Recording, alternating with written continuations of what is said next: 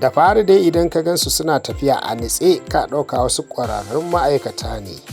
Wannan dai ma'aikatar Jakai ce. Jakai kaɗai ake ɗauka aiki a wannan duniya don su taya aiki. Kana shiga wannan ma'aikata za a gansu suna ta faman taɓa kwamfuta kamar wani aikin kirki suke, amma abin da suke sai shirme.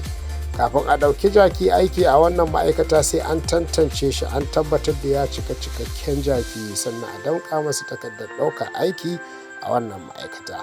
Aka yi sa'ar ɗauka wasu sababbin ma'aikata suka fara zuwa ofis kamar abin kirki, sai suka bige da shirme da yaga takardun ofis da shiririta. Wani lokacin ma sukan ɗauki kayan kiɗa su ta faman tiƙa rawa don sun san ba a ganin su, ko kuma su zauna su ta faman hira saboda sun san cewa ba mai kallon su a wannan ofis ɗin. Idan baƙo ya je musu da wata matsala sai su yi burus kamar ba su ji shi ba, har ya ji haushi ya tafiyarsa. Ko kuma sun je ɗakin cin abinci su ta yaga takardu suna ta faman tiƙa rawa. In yamma ta yi sai su ɗau tsintsiya su share kamar sun yi wani aiki. Wata rana wani ya kawo musu gulma cewa akwai wani kasurgumin zaki da zai zo ya duba ayyukan kowane jaki a wannan ma'aikata.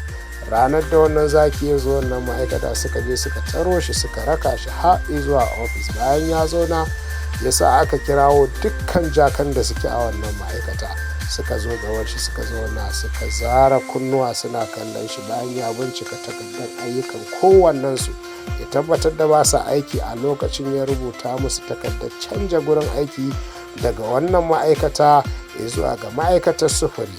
Kowannensu ya karɓi takardarsa domin ya fara aiki a wata sabuwar ma'aikata ta sufuri. To, akwai wani babban abin mamaki da al'ajabi da ya fara a wannan ma'aikata ta sufuri. Domin jin yadda ta kaya a wannan ma'aikata ta sufuri, a biyo mu a kashi na biyu a yadda ta kaya a wannan